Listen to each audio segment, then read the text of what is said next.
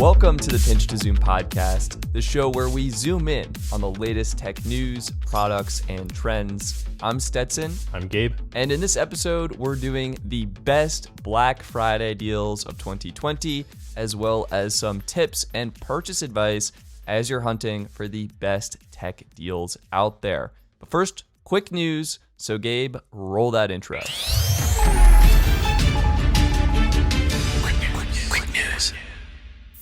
All right, and welcome to Quick News, where we talk about what's new, what's news, and what could be new in the world of tech. Today, we have new products up first, of course, and there's still some stuff rolling in.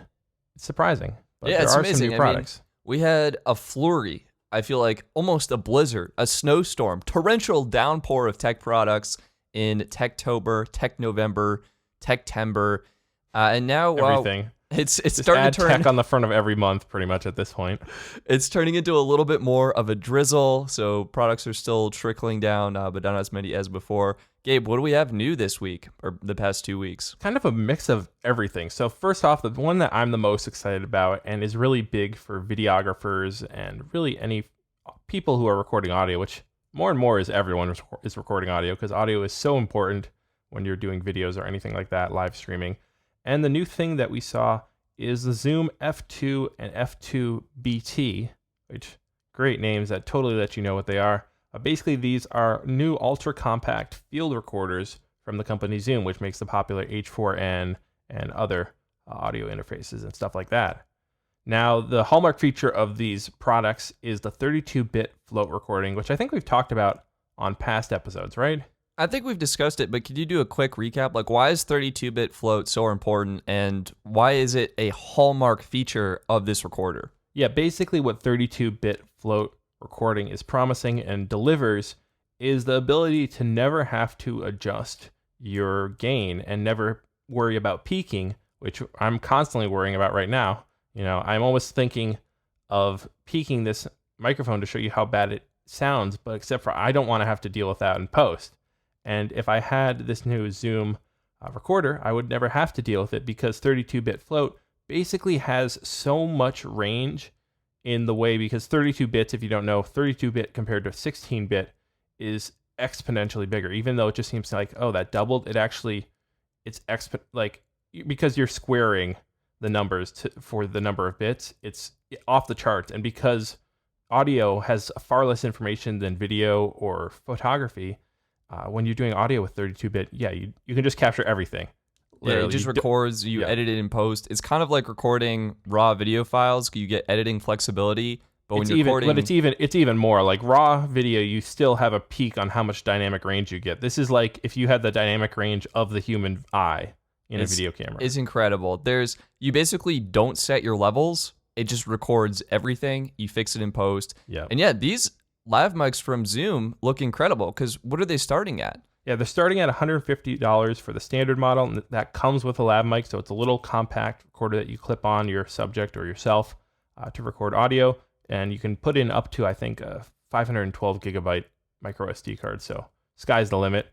And then the Bluetooth-enabled version, which is the F2 BT, so I guess that kind of makes sense now, is $199, and basically what that lets you do is monitor the audio, which shouldn't really have to do, but you can keep an eye on it, start and stop recording from your phone using their app. So yeah, very exciting new products. I think they'll start shipping in December, so keep an eye out for those. Put those on your Christmas list potentially if you want those. Moving on, we have Atomos, which is known for their camera monitors and video recorders. I think you have their Ninja, right? I have the Ninja 5, yeah, that's correct. Ninja 5. Very popular for people, for freelance video professionals who are out there filming, to get a little more out of their cameras and to get some really professional quality overlays and monitoring features on the video end. And now they have this new product, which kind of came out of the blue and I did not see coming, which is their Connect 4K Professional, basically an HDMI to USB converter that will let your average user plug any camera they have with an HDMI output into a computer for streaming via Twitch, UBS, and other platforms. That's great. I mean, we've needed competition for the Elgato recorder, which I think has been sold out for a while now. Oh, it was in stock at our local Best Buy when I walked in there a couple weeks ago. Okay, so maybe there was like a surge of demand, and now it's the lockdown and stuff in March definitely piqued people's interest in getting those and getting streaming, but now it's kind of, they've been able to catch up. But still, the Elgato streaming stick or whatever they call it or Cam Link, that's what it is $130. And this new Connect 4K Professional, I'm just going to call it the Connect 4K Pro. I think that's a better name. That's what they should call it. Is going to go for $80. So you're saving $50, and they're essentially identical spec-wise. 4K input you can get, but I think the max output is still 10. I think they can both do 4K 30 output, but 1080p at 60 frames per second is what a lot of people are going to do. Great value, great way to up your streaming quality with using a camera or capturing gameplay or whatever. Also, news from Atomos, they recently released a software update for some of their recorders, so you can record up to 5.9K ProRes RAW video from the Panasonic Lumix S5. It's a nice little perk there. That little camera is getting a little more powerful, if you have an Atomos, of course. Moving on, we have Western Digital, or WD. They brought SSD to their My Passport line of external drives with a new product that is super fast. It goes 1,000 megabits per second, which is basically on par with the new Samsung T7s that are really compact external SSDs. And the pricing is really the great feature.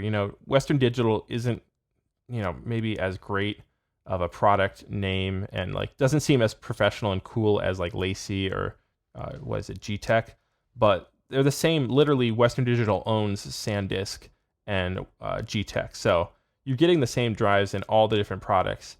And in this case, it doesn't look as awesome. It's more of a consumer product, but for 500 gigabytes, $90, 1 terabyte, $160, 2 terabytes for $290. And even though these are just released, I've already seen them on sale with the 1 terabyte model going for as low as $130 in specific colors. So, that's great. Great value deal. Honestly, I'm now torn between getting this and getting the Samsung T7. Really? That's interesting.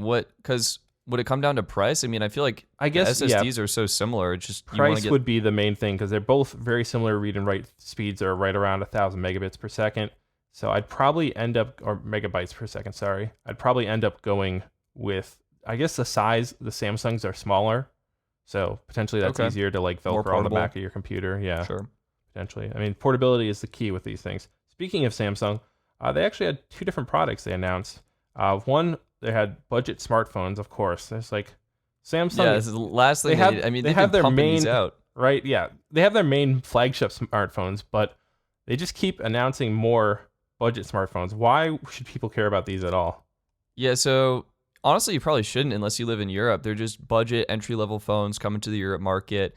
It's the A12 and the A02S.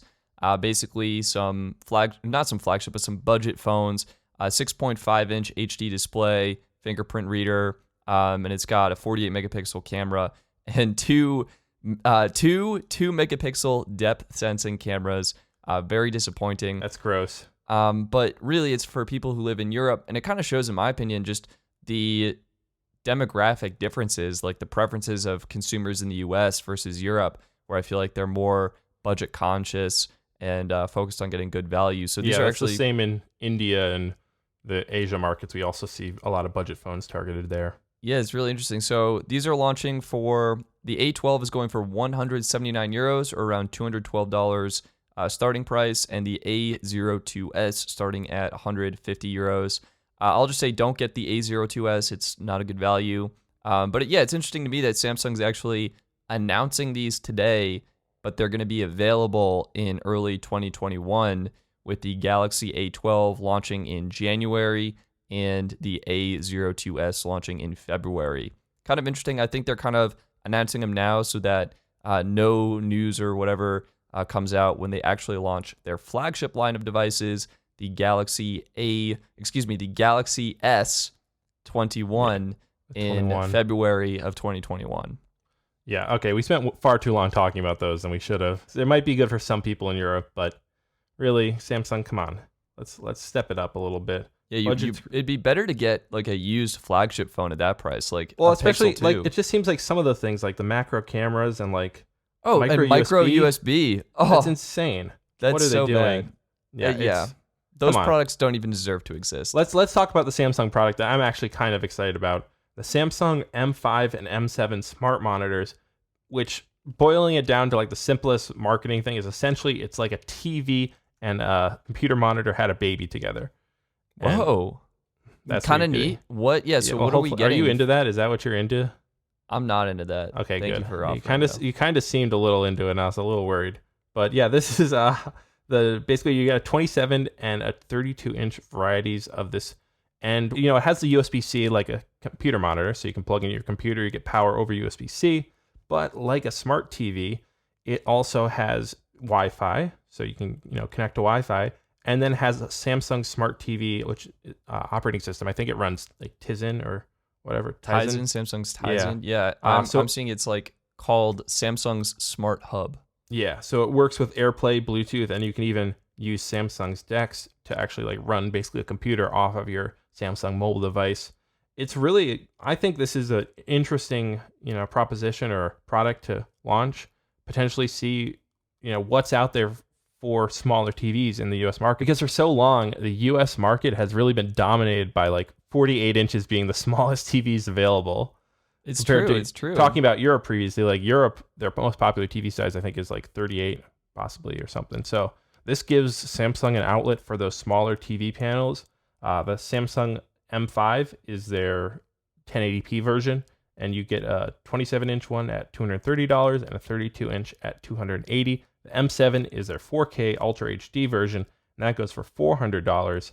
And those will both be available soon, with the M7 being available a little later. I honestly love this idea. It's almost perplexing. We haven't seen a product like this before. Yeah. I think what we have is kind of an interesting cross section, though, where the problem with TVs is they have all these features that you don't need that actually manipulate the image. And these are like the variable refresh rates, the motion smoothing, all these settings that give you a soap opera effect and do a ton of image processing, where for a monitor, you really want something that's color accurate, sharp, and just works. And I think this is starting to blend these two things together, where all of a sudden you can cast and stream and enjoy your favorite shows on your monitor without needing your computer.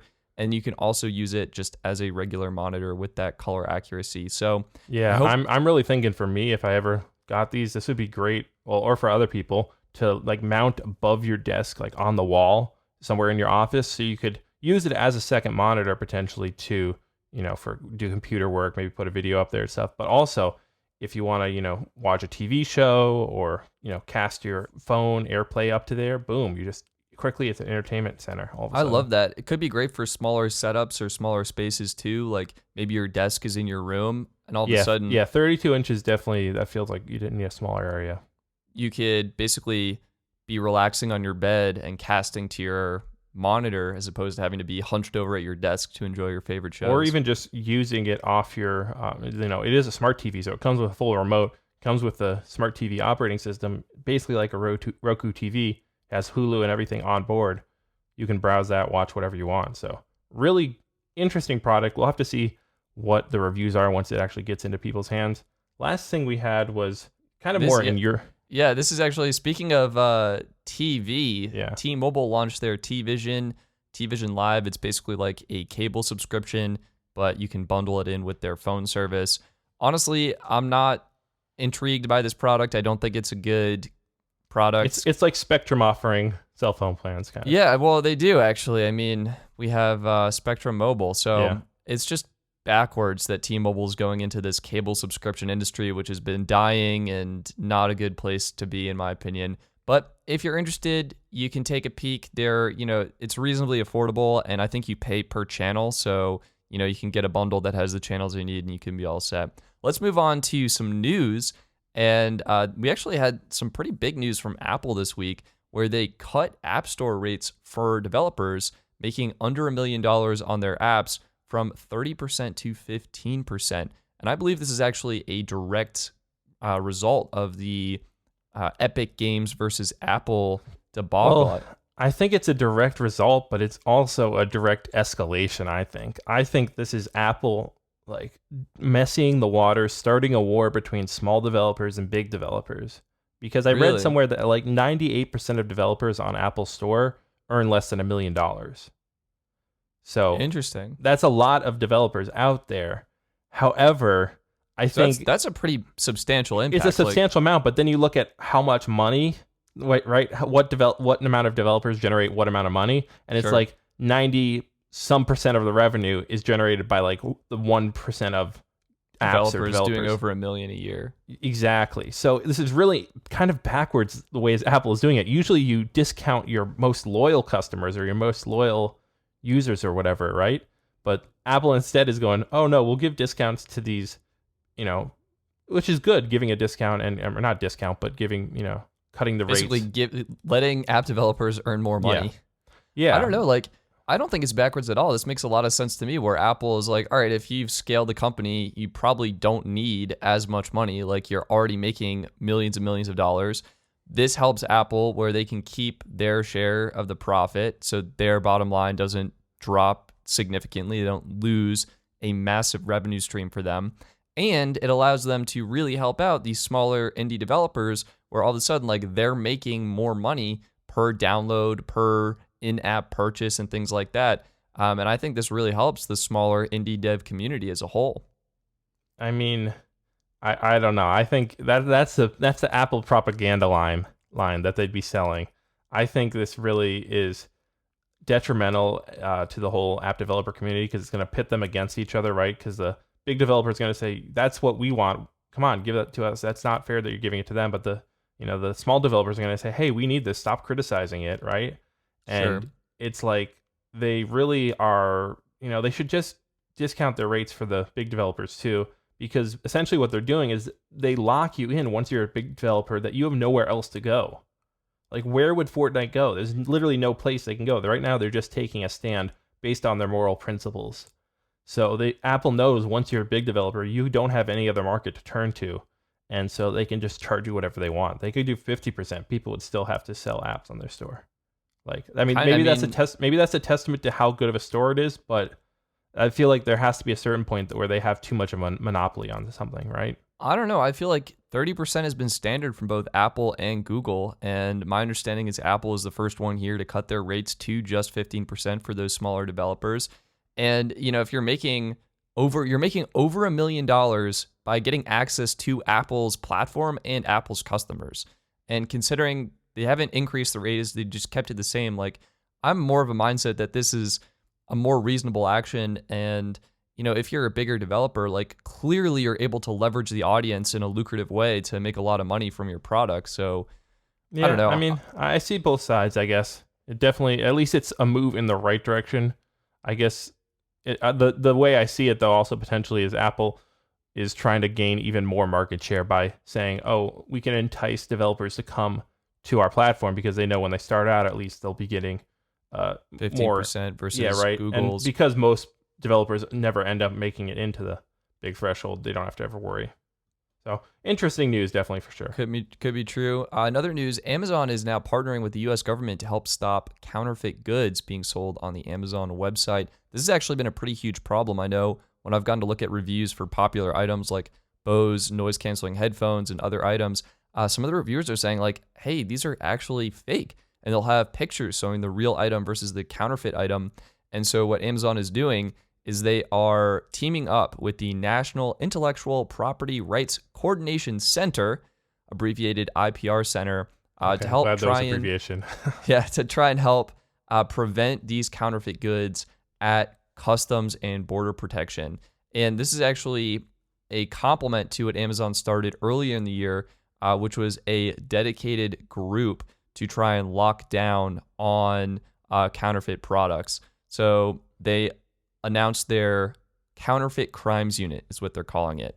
And this is really trying to help just crack down on the problem that's been plaguing Amazon. And one of the reasons I actually am skeptical and hesitant to buy certain products from the Amazon website is just because... ever since there was it a video by Vice or something, maybe a year ago, about how people were also grabbing products out of like trash cans and then selling them on Amazon.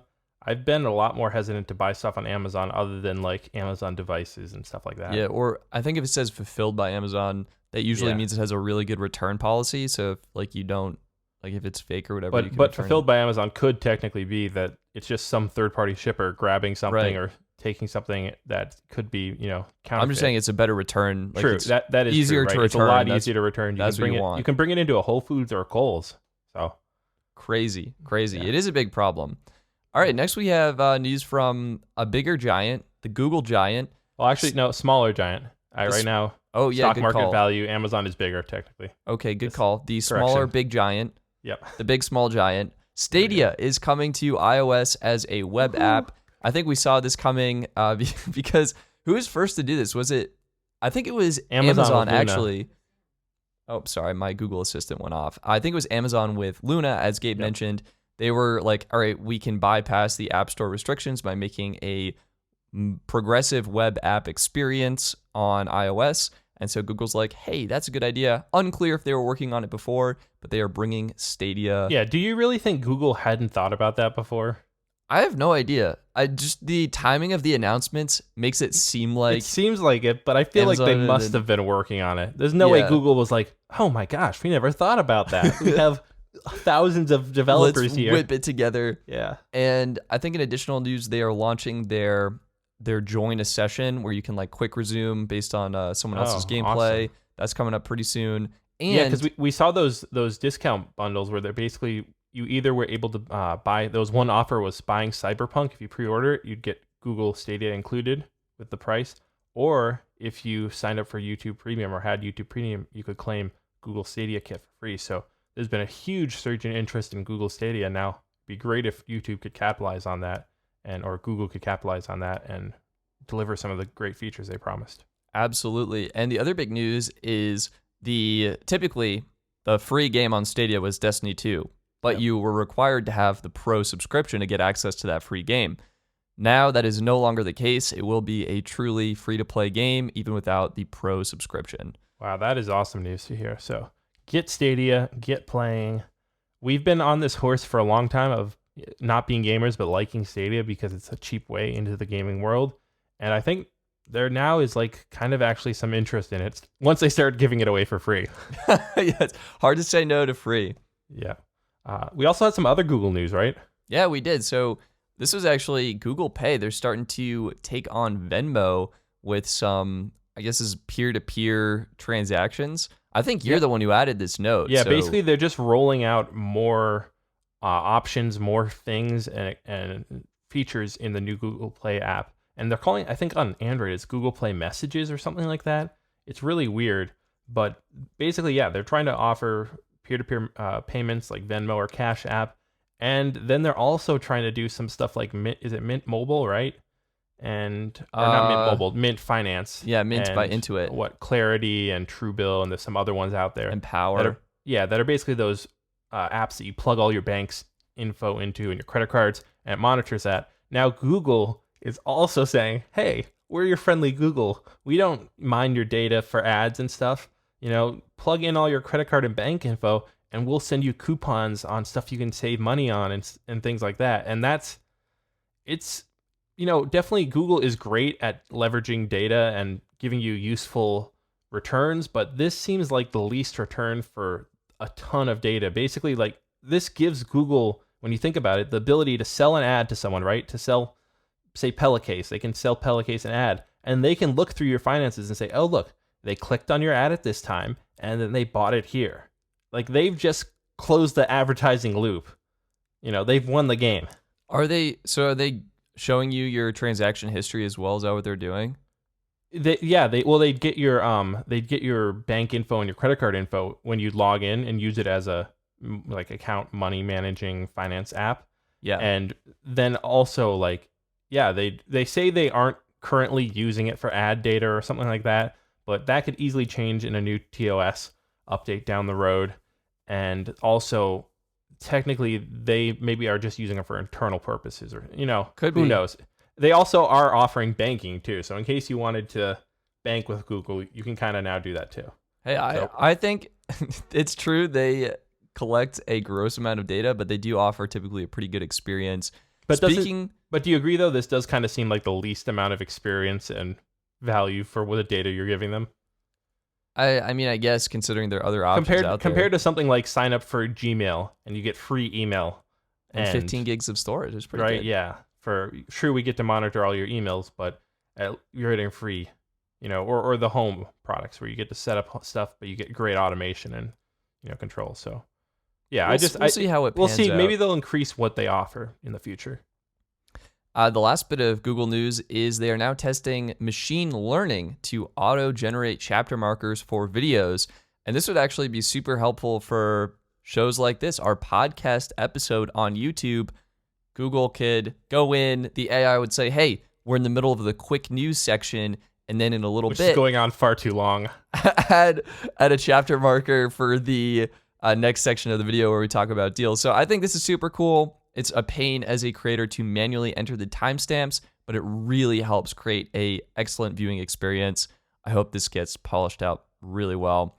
Next, and finally, last for the news, we're going to quickly end this. Snapchat is introducing Spotlight. They actually introduced it. I checked it out on my phone already. It's a clone of TikTok, where basically you get that vertical scrolling auto-playing video feed. And they are actually giving away $1 million per day through the end of 2020 to creators whose snaps make it into the spotlight.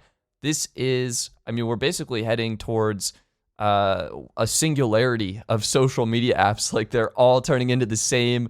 I don't think anyone's innovating. The stories feature, right? Yeah, it's kind of like no one's innovating. They're all just copying each other and building it into the app. By the way, I did forget to mention Google Pay. Guess what? What? It has a stories feature. Stop. Yeah, Stop. It does. It does. No. Of course, it does. Because that's just the way that 2020 is going. So yeah, now you can have one story and send it out to 60 different apps. So you can make sure to update everyone who follows you on all those different apps. What you're doing, yeah. It's just insane at this point. All right, Gabe, what's coming up next in the world of tech? So we do actually, even though traditionally this is kind of the time of year where it's just sales and companies just worrying about kind of getting their money-making time in, selling all those products that they've introduced previously in the year, we do actually have Sigma launching a new lens for mirrorless camera supposedly on December 1st. Reportedly, this could be a wide-angle prime somewhere between like 20 to 40 millimeters, and it's really emphasizing that it should be made to work well with the Sony A7C, so kind of really compact type lens. Should be interesting to see. I have actually never bought a Sigma lens, but I know you and a lot of other creators are really they're fond so of good. them. Yeah, it's the 18 to 35 millimeter f1.8 that is just so well known in the YouTube world. Yeah, like their art lenses, and they're really a great value to features kind of proposition. Yeah, I'd be interested in looking more into this or possibly picking up other Sigma lenses as well. Yeah, and then looking into 2021, you mentioned it kind of earlier in this quick news segment. We did have the Galaxy S21 leak, expected to release in March 2021. What have we seen in these leaks? Yeah, so Sam Mobile reported the S21 may feature Bixby Voice as a biometric option to unlock your phone. Just can't get rid of Bixby. I'm not sure what to say. Otherwise, stay tuned. Should be announced February. We'll probably also get Bixby stories too, right? Yeah, something to go with it. Nice compliment. Yeah, that's where everyone's really getting the updates. That's what I want personally. And then we also have Black Friday deals. That's kind of like I mentioned earlier. That's the news that really is dominating. And that's the sales, the constant deals, the discounts. They're just trying to move product. They're just trying to end the year profitable. So that's kind of a great segue into the rest of this episode, which is basically just us looking over and discussing our buying strategies, which we've kind of had touched on in the past, but updating you on which products to look at and then which specifically deals we're looking at this Black Friday time of the year. Yeah, so I think it'd be great to rehash kind of our strategy going into this. And something I want to emphasize is, 2020 has been a roller coaster of a year. If you don't need something, please save your money. Don't make that unnecessary purchase. Saving and making sure you're mentally healthy and, you can eat really good food. That's all more important than falling into the commercialism that is the United States of America. But in terms of our approach, that being said, we're about to cover. Let's dive head first into the commercialization and consumerism. If you are going to buy something, you might as well get a good deal on it, right? Yeah. So, my general tip is to visualize your master setup, whether it's a gaming setup for a PC gamer, monitor, keyboard, mouse, those kinds of things, your home entertainment system, or even your home workstation. create your vision for what your ideal setup would be, and then only buy products that will help you build that setup. Otherwise, you'll get caught in the, oh, well, this looks kind of cool, maybe I'll pick it up, or I think this will be helpful, and you end up getting stuff that you don't really need, even if it is a good deal. So that's my tip. Well, my tip is kind of like that, but more for like, because this is the giving time of the year, right? You should be thinking of others. So, Wait, what? It's less selfish, I feel like, making me a better person, obviously, and probably getting the golden shopping cart, which we've neglected to talk about, but I probably have received that every episode. Yeah, probably. For the past episode. You got a collection over there. Kind of like what you were saying, make a list of the gifts you want to get people, of what you might be looking at. Like, this person could get wireless headphones, maybe specifically the Apple AirPods, because obviously they're an Apple user. So let's look at those. Or let's also, maybe I could get them, the new HomePod Mini. And then you check those on your list. And then you realize because the HomePod Mini was just launched, Apple probably isn't going to do any deals on that. And you see, okay, AirPods, there are actually good deals. And then that's the ones you get. So yeah, it's very key to not be overwhelmed by the sheer number of just dealsness that you get this time of year, and have certain key products that you're watching so you can A, keep track of what's actually happening. Are they actually going on sale? And B, not be fooled into thinking a product is on sale just because it says it's on sale, because you've been watching the price for a while and can see, oh, it's actually only maybe $1 cheaper. Yeah, so there's some great extensions for Chrome that you may consider. Keepa is one that's used for Amazon. Really good job at monitoring those prices. And you can see, I think someone tweeted out on Twitter, there's a particular gaming mouse that reselled for 40, but has been spiking up to like 50 or 60. And it's anticipated Amazon will quote unquote offer a deal or discount back down to that $30 price. So if you're using these tools like Keepa, Honey, I think also has this built in. These will help you make sure you're actually getting a good value for the product you're looking for. With that said, Gabe, should we just kind of go in and talk about some of the products we found and some of the good deals? Well, in general, we do say, right, that generally Apple doesn't offer the greatest deals. That's kind of, they do offer some stuff, usually gift cards they'll offer. Yeah, I think it's been like a $50 gift card for the past couple of years. Yeah, and if you actually want a deal on the Apple product, you have to usually go to like Best Buy, Target, places like that. B&H also. Yeah. I mean, what happens is Apple's inventory, they clear out like the older gen products. Like now that we have the M1, MacBook Air, and MacBook Pro, you can typically find steep discounts on the previous generation MacBook Air, MacBook Pro that still perform well, will easily meet your needs. I just want to look at Best Buy and B&H for those kinds of deals and discounts. Yep. The good categories or areas to watch, the 4 deals, obviously smart home devices, we always say their, cost to end, like the amount of profit they generate per product is so high because, I don't know, it's more, smart home products are more of a service than an actual product, that these companies are just, falling over each other to offer deals. And they're also trying to gain a lot of market share. So they know that the holiday time of the year is often when people are going out and buying smart home products and giving them as gifts. So if they can, pop out and stand out a little more because they're offering a better deal, definitely that's what they're going to do. Absolutely. So I think smart home TVs are another item that typically they go on sale. And you can find good deals. I feel like that's the epitome of Black Friday and Cyber Monday. Yeah, it's crazy. It's just the TVs. Yeah, which is weird because TV. I feel like people only buy one like once every 5 years or something like that, or even longer. So it's like, but it's so often people now like think of this time of the year as the time of the year to buy a TV. So they know that if you're going to get someone to buy that TV for the next 5 years, you better offer a good deal. It's got to be today where it's on sale. Yeah, so that's definitely keep an eye on TVs. And generally, like I feel like Best Buy, obviously we mentioned B&H are good stores to watch, but sometimes Target and Walmart or your traditional retailers, even like Costco or BJ's, will have better deals on like certain things, like sometimes iPads or even like DJI products, which you don't see many discounts other places. That's true. A lot of like Bluetooth. Honestly, all the tech products, like you can find deals and discounts on everything.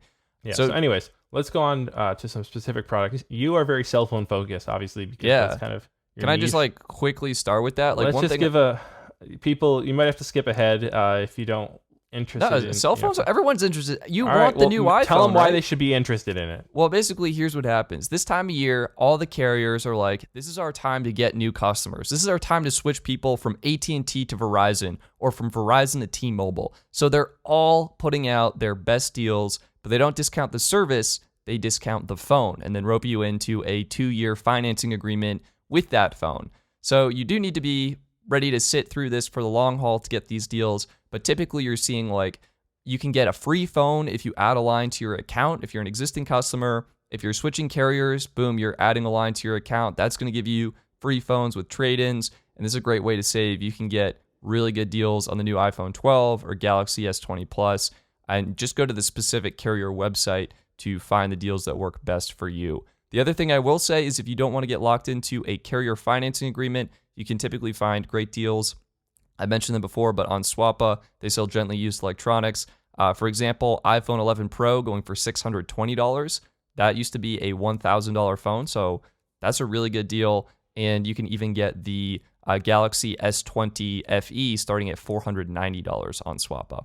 So something to consider. And one bonus hack, what you're going to do is if you look and see that the trade-in value of your phone isn't that high, or I guess what you want to do is if you have a newer phone, the iPhone 11 Pro, for example, and you want to upgrade to the iPhone 12 or 12 Pro, you can often sell your phone for a higher price than what you'll get for trade-in, and then you can buy a phone off a site like Swappa and use that as your trade-in device, and you'll end up getting more money as trade-in value than what you paid for the phone. Yeah, if you literally, I guess, would just look up what phones they accept to get that promotion, they will often have a list of it, and just look up what's the cheapest phone you can get used that's on that list, buy that phone, and then trade it in. Yeah, boom. Just got to make sure it's in good quality. Sure. Yeah. I would say, I mean, you didn't talk about like Best Buy being a good place, but I know because I worked there for a while that they're often a good place to go in if you are thinking of switching carriers.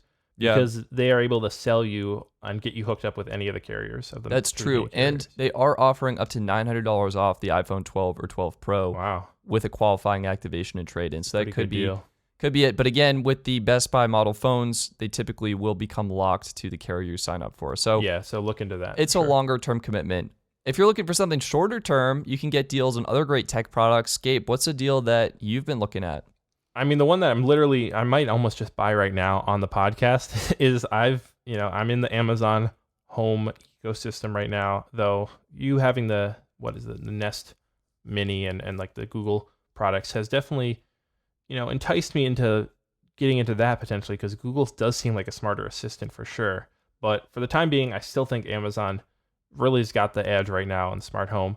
And their new Echo, which just announced literally 2 months ago, we talked about, or not even 2 months ago, which is their 4th gen, goes for $100 usually, but for Black Friday, they are offering it for $70 to $30 off. And that's through pretty much every retailer will offer that. And if you buy through Amazon, however, you're going to be able to get 6 months of Amazon Music Unlimited included free, which granted, asterisk there, does auto renew, so make sure you put a timer or set a reminder on the date it will so you don't get charged. Yeah. But Amazon Music Unlimited, if you don't know about it, it's really the best way to get the best experience from your Amazon Echo product because you can say like, play the song that goes like, or hum a song, and it will know what song you're talking about and be able to play that. So it's very awesome. They also have the new Dot, or the smaller Dot, going for I think $28 or $29, and that's usually like $50, so almost 50% off on that product. It's crazy. Honestly, those are really good. I think if you're using a smart speaker, products, you may also be interested in music and getting good audio quality. Yeah. So some deals that I've noticed on headphones are Sony's new WH-1000 XM4s, the infamously poorly named but excellent wireless noise canceling over-the-ear headphones. Usually sell for $349. They're going for $278 on Best Buy right now. Oh, wow. That is a pretty good deal, actually. I didn't see those. Right? Pretty steep discount. discount. Maybe I should pick those up. But, while we're here, I might as well mention that along with getting the deals for new products, you may consider Best Buy's open box. And oftentimes, the open box will offer a better discount than even the deal itself. So, for example, these headphones, I'm seeing retail price $350, discount down to $278, open box all the way down at $226. Wow. Maybe that's the one I get. Yeah, I was a similar vein to this kind of. I would mention that always check the retailer's website for what if they do have a store on their website, what they're selling it for, because I've noticed more and more manufacturers, are trying to avoid going through retailers. And so especially one company that comes to mind is GoPro. They started offering their GoPro for $350 in the fall, and that was through their website, however, and you got GoPro Plus, But if you bought through Best Buy and other places like that, you would have to pay $450. So really, these companies are trying to push you through their website, through their getting their subscription Direct service to and such. consumer, yeah. And speaking of GoPro, you can get their GoPro 9 bundle for $350, like I mentioned. But now they're including the bundle of other like accessories, which is like a handle, micro SD card. I think it's a head mount and something else. And that was usually $450. So a good deal there, but only, again, you can get that through GoPro's site. Similar, I also like DJI products. However, don't really bother looking there. Like Apple, they kind of never offer deals on their products. The only place, if you really want a deal on their product, would be to go to a third-party retailer. So kind of the reverse of what I just said earlier. They have some deals, right? They're not going to completely, turn down the opportunity to say they have deals. And so the Mavic Mini, the original one launched last year, is going for $360.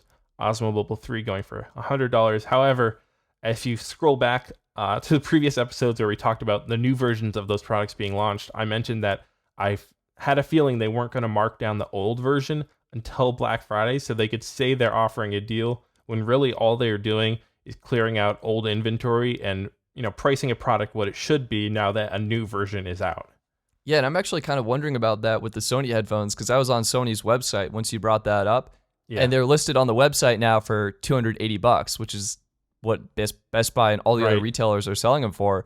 So now I'm wondering, like, are these headphones going to go back up in price, or are they just now going to be $280? That kind of situation. Well, it'll probably be that they'll go back up in prices elsewhere, but they'll continue to be $280 on Sony's site because they cut out the middleman basically. Well, I don't actually think Sony particularly sells them. They actually link to all the other retailers. Oh, that's interesting. So, yeah, but I think that this could be. I know Samsung does sell them, and like on their, I've been watching their T7 SSD, deciding when to buy it. When to spring on that. It keeps dropping, and it was originally on sale on Samsung's site, and then now the sale has spread to elsewhere like a wildfire, and now Samsung's site has dropped again. So it's like, just keep watching the the manufacturer's site to see what's in store for sales elsewhere.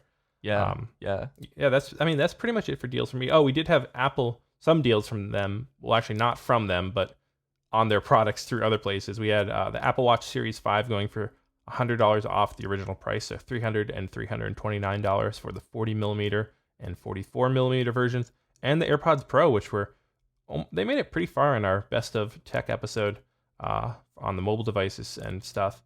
And they're going for $200 only with a wireless charging case, down from $250. So you might pick those up maybe?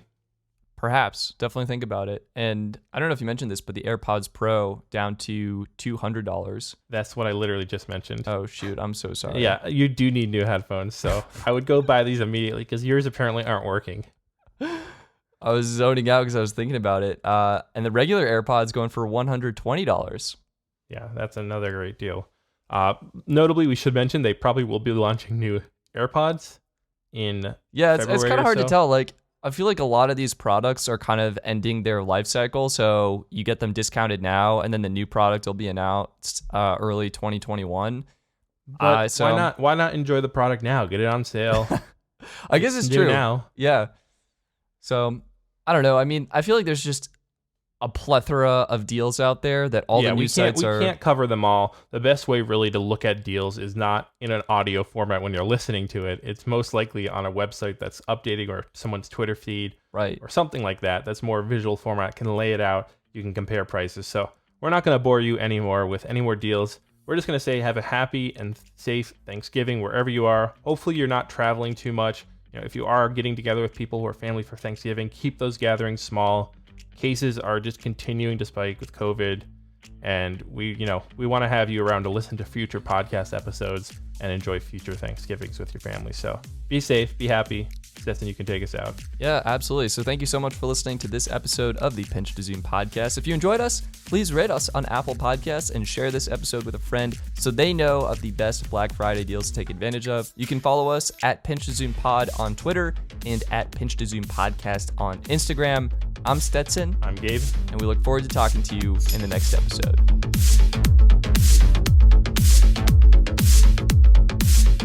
That's good. Yeah. Are you guys doing anything? You cooking anything good? I should stop this audio. Vegetarian stuff. What? You should stop what? the audio unless you need an No, outro. keep recording. This is the outro. Oh. Yeah. Oh, I missed that. Didn't you Wow. realize? No. Didn't you realize this was the outro? I didn't realize at all. It's the outro right now. I'm now using this because we're going and breaking the fourth wall. Boom.